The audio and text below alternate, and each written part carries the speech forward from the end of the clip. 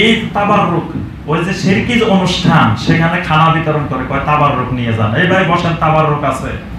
এখন যারা শোনে কাজ থাকলেও বসে, কয় তাবাররুক নিয়ে যেতে হইব। জিলাপি নিয়ে যায়, খায় আর কয় তাবাররুক, এটা খায় কয় তাবাররুক, সব তাবাররুক। তারপরে আপনার কবরকে কেন্দ্র করে সিন্নি পাকায়, বিভিন্ন কিছু পাকায়, কয় তাবাররুক। অথচ এটা শিরকি, শিরিকের উপলক্ষ, শিরিকের উসিলা, শিরিকের মাধ্যম, সেটাকে তাবাররুক। তাহলে এই তাবাররুকের ধারণাটা, এটা শিরকি ধারণা। আল্লাহ সুবহানাহু ওয়া তাআলা কোরআনের মধ্যে আল্লাহ বরকত রাখছেন, কোরআন সুন্নাহর ইলমের মধ্যে আল্লাহ বরকত রাখছেন, তারপর বাইতুল্লাহর মধ্যে আল্লাহ বরকত রাখছেন। অসংখ্য জিনিস আল্লাহ ঠিক করে দিয়েছেন, কোনটা কোনটার মধ্যে বরকত আছে আল্লাহ রাসূল সাল্লাল্লাহু আলাইহি ওয়াসাল্লাম বলে দিয়েছেন। কিন্তু এর বাইরেও অন্যদেরকে বরকতওয়ালা তাবাররুক বানায় নেওয়া, এটাও শিরক। কেন শিরক? এটা কোন ধারায় শিরক হয়েছে বলেন তো দেখি। এটা শিরক কেন? জি না, জি আমরা বলছি যে আল ইতাআতুল মুতলাকা লিল্লাহ, একমাত্র আল্লাহর আনুগত্য করতে হবে শর্তহীন ভাবে। অর্থাৎ আল্লাহ সুবহানাহু ওয়া তাআলা এবং আল্লাহ রাসূল সাল্লাল্লাহু আলাইহি ওয়াসাল্লাম যেগুলাকে তাবাররুক বলে দিবেন, এর বাহিরে অন্য কোন জিনিসকে তাবাররুক বানানো, বরকতওয়ালা বানানো, বরকত নেওয়া, এইগুলা নিজেরাই মানে আল্লাহ ছাড়া অন্যদের আনুগত্য করা, এই আনুগত্য করার কারণে শিরক হয়েছে। মানে যাদের আনুগত্যটা শর্তযুক্ত ছিল, তাদের আনুগত্যটাকে আমরা শর্ত মুক্ত বানাই ফেলছি, নিঃশর্ত বানাই ফেলছি, এজন্য এটা শিরক। ৩ নম্বর শিরকে আসেন ইতাআতের শিরক, আনুগত্যের শিরক।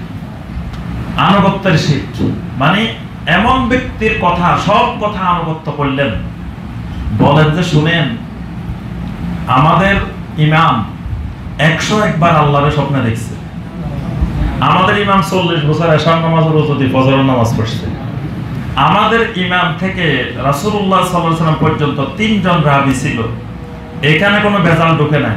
হাদিস যে দই বলতেছেন, জাল বলতেছেন, এগুলো সব কিন্তু এর পরে ঢুকছে, মানে রাবী যে ভেজাল রাবী ঢুকছে, এগুলো আরো পরে ঢুকছে। অর্থাৎ আল্লাহ রাসূল সাল্লাল্লাহু আলাইহি ওয়াসাল্লামের পরে আমাদের ইমামের নিঃশর্ত আনুগত্য ফরজ। এটা কি শিরক? কারণ নবী সাল্লাল্লাহু আলাইহি ওয়াসাল্লামের পরে পৃথিবীর এমন কোন ব্যক্তি নাই যে ব্যক্তির নিঃশর্ত আনুগত্য করা ফরজ। ফরজ তো দূরের কথা, নিঃশর্ত আনুগত্য করতে হবে, এই কথা মনে করাটাই হারাম, এই কথা মনে করাটাই জায়েজ নয়। তাহলে আমাদের সমাজে অসংখ্য মানুষের আকীদা যে এই ব্যক্তির কথা, এই ব্যক্তির মত, অমুকের কথা, অমুক ইমামের মত মেনে নেওয়া ওয়াজিব, ফরজ। তাহলে ইসলামকে, আল্লাহর দ্বীনকে এক ব্যক্তির মধ্যে, এক মাযহাবের মধ্যে এক জায়গায় সীমাবদ্ধ করে নেওয়া। মুহাম্মদ বিন সালেহ আল উসাইমিন রাহিমাহুল্লাহ লিখছেন, যদি কোন ব্যক্তি বলে যে হকটা 4 মাযহাবের মধ্যে সীমাবদ্ধ, সেও হারাম কাজ করছে, এটাও জায়েজ না। আল্লাহ পাক হককে, আল্লাহর দ্বীনকে 4 মাযহাবের মধ্যে সীমাবদ্ধ করেন নাই। কারণ এই 4 মাযহাবের বাইরেও পৃথিবীতে আরো অনেক ইমাম ছিলেন, বড় বড় ইমাম, অনেক মাযহাব ছিল। সুফিয়ান সাউরি রাহিমাহুল্লাহ, তারপরে আপনার ইমাম আউজাঈ রাহিমাহুল্লাহ, আরো কত বড় বড় ইমামরা ছিলেন, তাদের মাযহাব ছিল। তো ওগুলোর মধ্যে হক ছিল না? তা আপনি হককে 4টার মধ্যে সীমাবদ্ধ করলেন কেমনে? আবার হককে একবার একটার মধ্যে সীমাবদ্ধ করে দিচ্ছেন, লিমিট করে দিচ্ছেন। তাহলে আল্লাহর দ্বীনকে কাটছাঁট করে, সংক্ষিপ্ত করে এক জায়গায় নিয়ে আসছেন। এই এক জায়গায়, এক মাযহাবের মধ্যে, এক মতের মধ্যে নিয়ে আসার অধিকার আপনাকে কে দিল? এই অধিকার বানায় নেওয়া ইতাআতের শিরক। কিসের শিরক? ইতাআতের শিরক। এরপর আসেন ইবাদাতুল কবুর, কবর কেন্দ্রিক ইবাদতের শিরক। এটা তো আর ব্যাখ্যা করা দরকার নাই। কবর কেন্দ্রিক ইবাদত, অসংখ্য ইবাদত আমাদের চোখের সামনে দেখতে থাকি আমরা। কবর কেন্দ্রিক কত রকমের, অথচ নবী সাল্লাল্লাহু আলাইহি ওয়াসাল্লাম কবরকে পাকা করতে নিষেধ করছেন, কবরে বসতে নিষেধ করছেন, কবরে ঘরবাড়ি বানাইতে নিষেধ করছেন। কবরের কাছে শুধু দোয়ার জন্য যাবে, জিয়ারত করে, তাও জিয়ারতের উদ্দেশ্যে সফরও করা যাবে না। সফর যেটাকে বলে, সফর করা জায়েজ নাই কোন কবর জিয়ারতের উদ্দেশ্যে, তবে সফরবিহীন জিয়ারত করা সুন্নাত।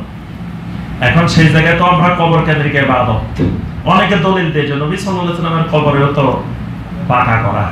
নবী সাল্লাল্লাহু আলাইহি ওয়াসাল্লামের কবর সাহাবীরা পাকা, সাহাবীরা করেন নাই, তাবেঈনেরা করেন নাই, তাবে তাবেঈনেরা করেন নাই।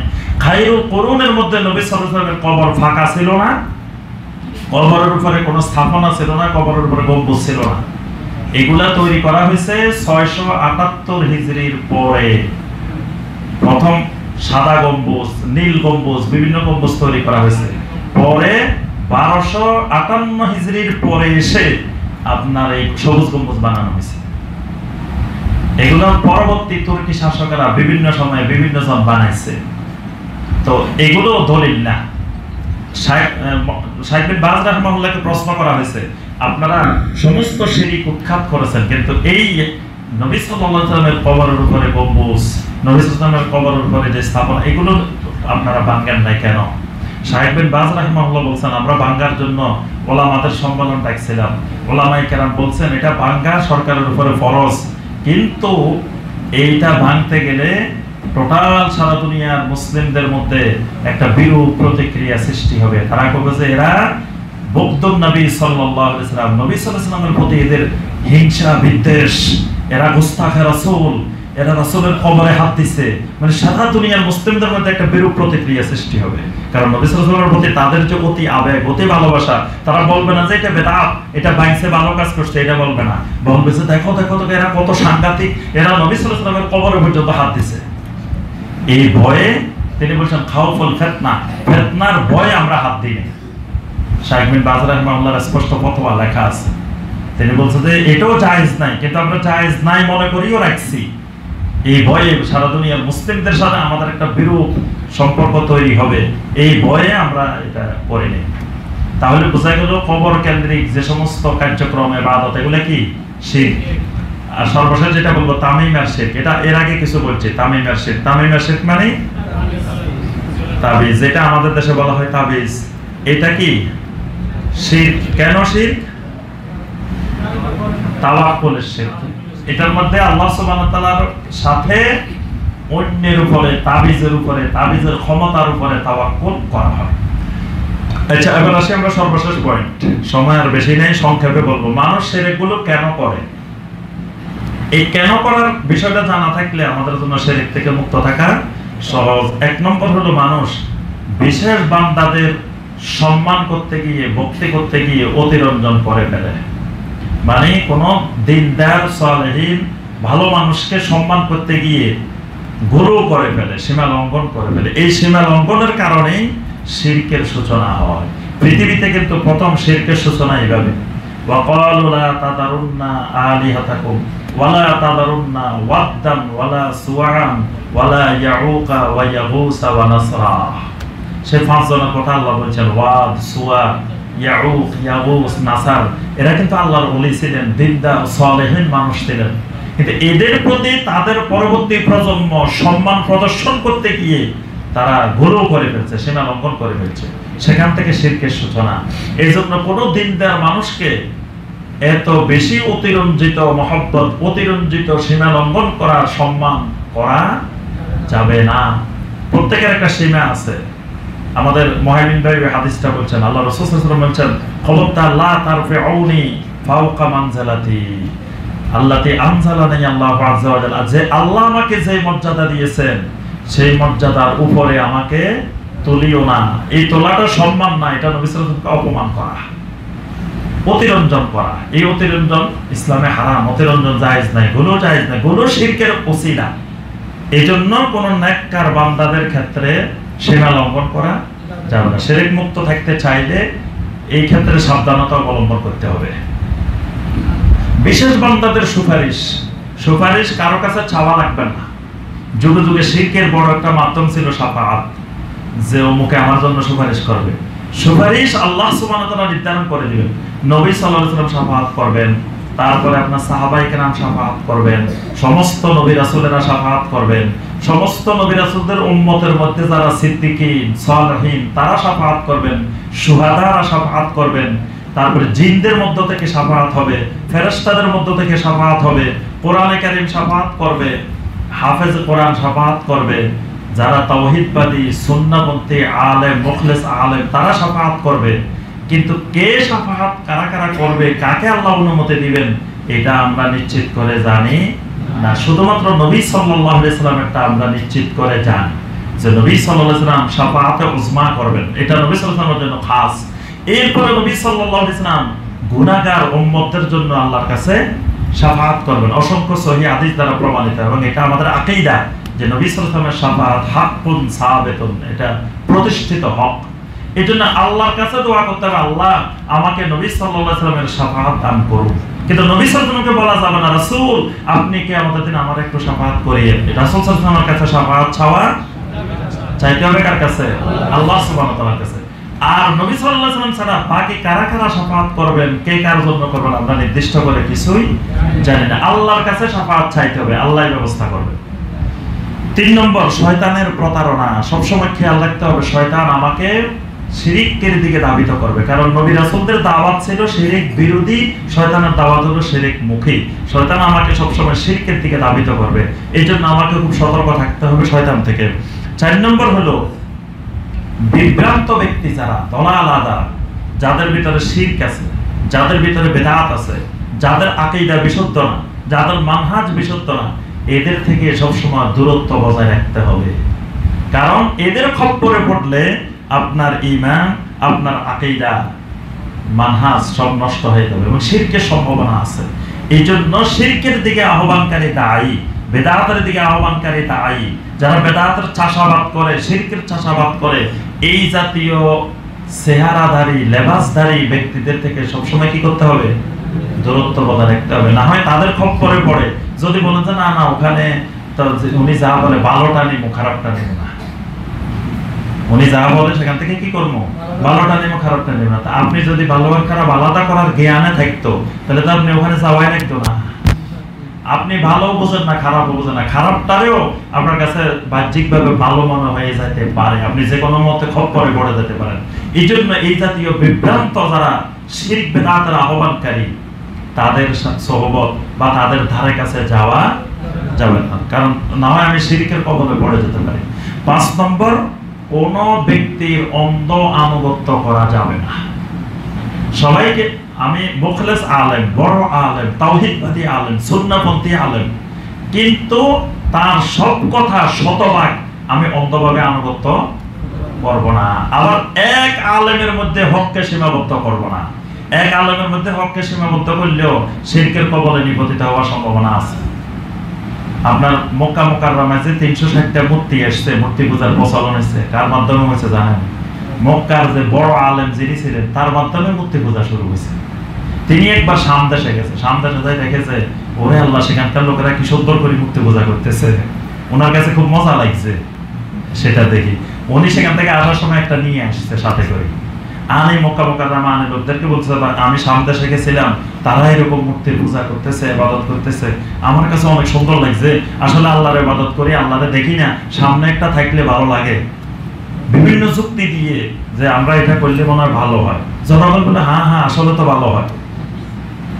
এই জন্য ওই যে হুনাইনের যুদ্ধে যাওয়ার সময় যারা তোলাকা সাহাবী ছিলেন, 2000 তোলাকা সাহাবী, মানে তারা মক্কা বিজয়ের পরে ইসলাম গ্রহণ করছে, এরা দুইজন দেখছে যে যাতে আনোয়াত, মানে একটা গাছের মধ্যে কেউ সুতা টাঙ্গায়, কেউ ডাল তলোয়ার টাঙ্গায়, কেউ এটা করে, এগুলা দেখি নবী সাল্লাল্লাহু আলাইহি ওয়াসাল্লামকে বললেন এজা আল্লানা জাতা আনোয়াত কামা লাহুম জাতা আনোয়াত, ওদের যেমন একটা জাতে আনোয়াত গাছ আছে, আমাদের জন্য এরকম একটা গাছ বানাই দেন, আমরা সেখানে সুতা বানবো, সেখানে তাওয়াফ করবো, সেখানে বসে থাকবো।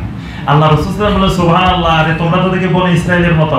বনি ইসরাইল মুসা আলাইহিস সালামকে বলতেছেন এই যে আল্লাহনা ইলাহান কামা লাহুম আলাইহা, এই যে মুশরিকদের যত মাবুদ আছে ওদের মতো আমাদেরও একটা ইলাহ বানাই দেন।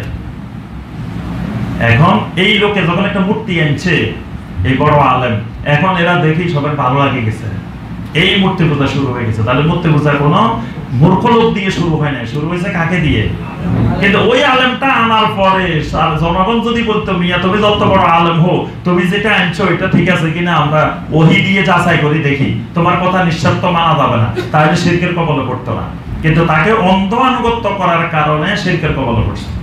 আরেকজন আলেম আপনি এখন দেখতেছেন উনি হকের উপরে আছেন, উনি কোন সময় গোমরা হয়ে যাবেন আপনি কেমনে জানেন? ভবিষ্যতেও জানেন। এজন্য আল্লাহর কাছে দোয়া করতে হয়, আল্লাহ আল্লাহুম্মা মান আহইয়াইতাহু মিন্না ফাআহইহি আলাল ইসলাম ওয়া মান তাওয়াফাইতাহু মিন্না ফাতাওয়াফাহু আলাল ঈমান, যেন আমার মৃত্যুটা ঈমানের উপর হয়, মৃত্যু পর্যন্ত যেন লা ইলাহা ইল্লাল্লাহর উপরে থাকতে পারি, এটা আল্লাহর কাছে দোয়া করতে হবে। কত মানুষ লা ইলাহা ইল্লাল্লাহর উপরে ছিল, মৃত্যু পর্যন্ত ইস্তেকামত থাকতে পারে না। ইন্নাল্লাযীনা ক্বালু রাব্বুনাল্লাহু সুম্মা ইসতাকামু, ইস্তেকামত না থাকলে জান্নাত পাবে না। তাহলে একজন আলেম এখন অনেক সুন্দর সুন্দর কথা বলতেছেন, তাওহীদের কথা, সুন্নতের কথা, ভালো কথা, তিনি যে সারা জীবন মৃত্যু পর্যন্ত তাওহীদের উপরে থাকতে পারবেন এই নিশ্চয়তা কে দিল আমাদেরকে? এই নিশ্চয়তাও নাই। তাকেও যে কোনো সময় শয়তান গোমরা করে ফেলতে পারে। এজন্য কোন বড় ব্যক্তির, নেতার, কোন আলেমের কারো অন্ধ আনুগত্য করা যাবে না। শিরিক থেকে বাঁচতে হলে ইবাদতটা ভালো করে বুঝতে হবে। ইবাদত কেন্দ্রিক, ইবাদত না বোঝার কারণে মানুষ শিরিক করে। অনেকে ইবাদত বুঝে না, ওইখানে সাজদা আনা করছে, আর কি করছে মিয়া? আমি ওখানে গরু একটা আনা লইতেছি, গরু লগিলেও কি শিরিক হয় নাকি?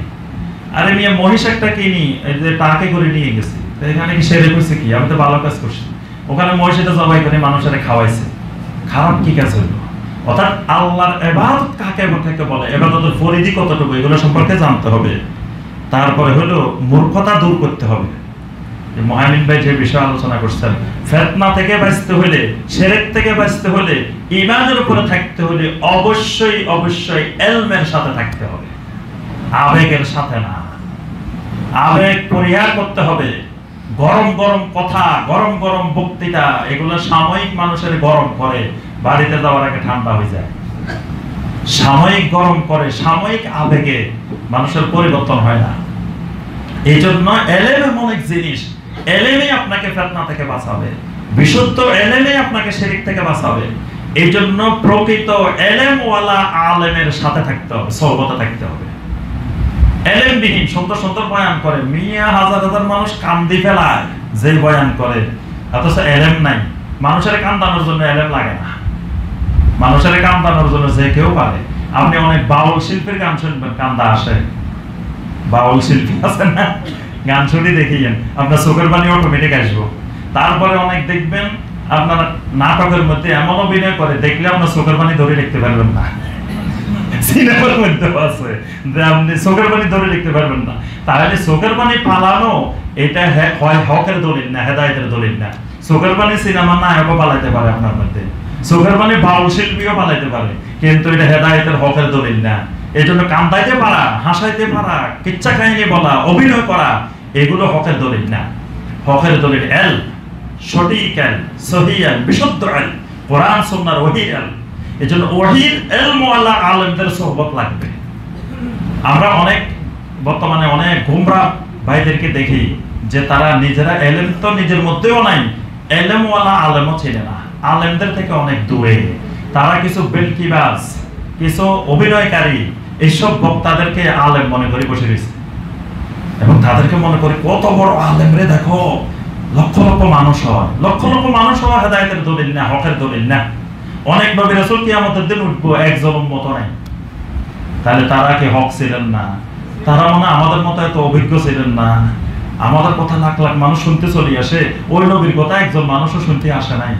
বড় মানুষ তারা দেখলে মুখ ঢেকে রাখতো, কানে আঙ্গুল দিয়ে রাখতো, মনে হয় আমাদের মতো এত সুন্দর করে বয়ান করতে পারতো না। কি বলেন?